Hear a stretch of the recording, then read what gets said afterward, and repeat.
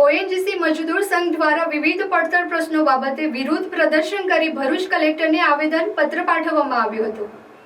ONGC મજદૂર સંઘ દ્વારા વિવિધ પડતર પ્રશ્ન બાબતે રાજ્યના વિવિધ જિલ્લાઓમાં વિરોધ પ્રદર્શન યોજાઈ રહ્યા છે, જે અંતર્ગત ભરૂચમાં પણ વિરોધ પ્રદર્શન યોજાયું હતું અને કલેક્ટરને આવેદન પત્ર પાઠવવામાં આવ્યું હતું, જેમાં જણાવ્યા અનુસાર ઓએનજીસીમાં ખાનગીકરણનો આઉટસોર્સિંગનો વિરોધ, ગુજરાત સ્થાનિક લોકોની યુનિયનાઇઝ કેટેગરીમાં ભરતી પ્રક્રિયાની માંગ, બંધ કરેલી મેડિકલ ક્રેડિટ સુવિધા ફરી શરૂ કરવાની માંગ, ફાયર કર્મચારીઓનું વર્ગ 4 થી વર્ગ 3 માં ઉન્નતીકરણ, ટર્મ બેઝ ફિલ્ડ ઓપરેટરો તેમજ પેરામેડિકલ કર્મચારીઓને કાયમી કરવા અને સલામતીના સાધનો સમયસર અને સારી ગુણવત્તાના મળે તે સુનિશ્ચિત કરવા સહિતની માંગ કરવામાં આવી છે।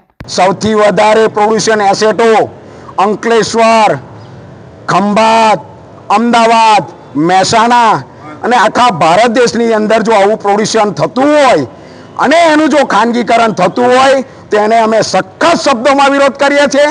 બીજી વાત, અમારા ગુજરાતના લોકો એટલા બધા ભણેલા ગણેલા છે કે ડિપ્લોમા ડિગ્રી છે, એમટેક, પીએચડી આવા થયેલા લોકો જો બહારના દેશોમાં જતા હોય તો અહીંની જે ગુજરાતની ધરતીની અંદર જે ઓઇલ પ્રોડ્યુશન સારામાં સારું છે તો ગુજરાતની અંદર જ સારી ભરતી અહીંયા થવી જોઈએ, ખાનગીકરણ બંધ કરવું જોઈએ અને અમારા જે ટીબીએફઓ ફિલ્ડ ઓપરેટર 50 વર્ષે જેમને ટર્મિનેટ કરે છે, જો 60 વર્ષના વ્યક્તિ ગવર્મેન્ટ ઓફ ઇન્ડિયા જો એમને લાવી શકતી હોય ચેરમેનના પદ ઉપર, તો મારો ટીબીએફઓ એને શાના માટે વેલ એક્સપિરિયન્સ પર્સન એમને 50 વર્ષ પછી ટર્મિનેટ ના કરવો જોઈએ, 60 વર્ષે જ કરવો જોઈએ અને એની રોજગારી ચાલુ રાખવી જોઈએ, એવી અમારી આ બધા લોકોની માંગણી છે।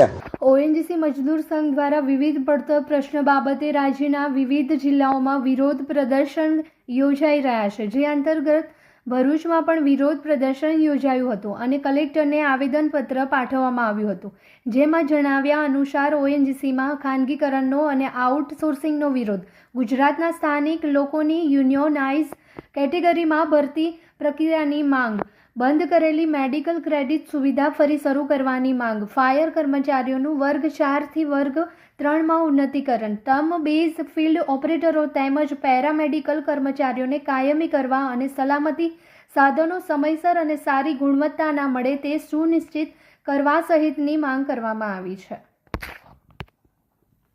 અવારનવાર ઓએનજીસી મેનેજમેન્ટને રજૂઆતો કરવા છતાં પ્રશ્નોનું નિરાકરણ આવેલ નથી। સૌથી મોટો મુદ્દો છે કે ખાનગીકરણ, દિવસ બાય દિવસ ખાનગીકરણ વધતું જાય છે અને કોન્ટ્રાક્ટ સિસ્ટમ લાવવાથી આપણા સ્થાનિકોને રોજગારી નથી મળી રહી। સ્થાનિક લેવલે હાઈલી એજ્યુકેટેડ આપણા પાસે સ્ટુડન્ટો હોવા છતાં રોજગારી ન મળવાથી તે લોકો બેરોજગાર થઈ રહ્યા છે અને કોન્ટ્રાક્ટ સિસ્ટમમાં બિનગુજરાતી લોકો આવી અને આપણી ધરતી ઉપર નોકરી કરી રહ્યા છે અને આપણા લોકોને રોજગાર નથી મળી રહ્યો।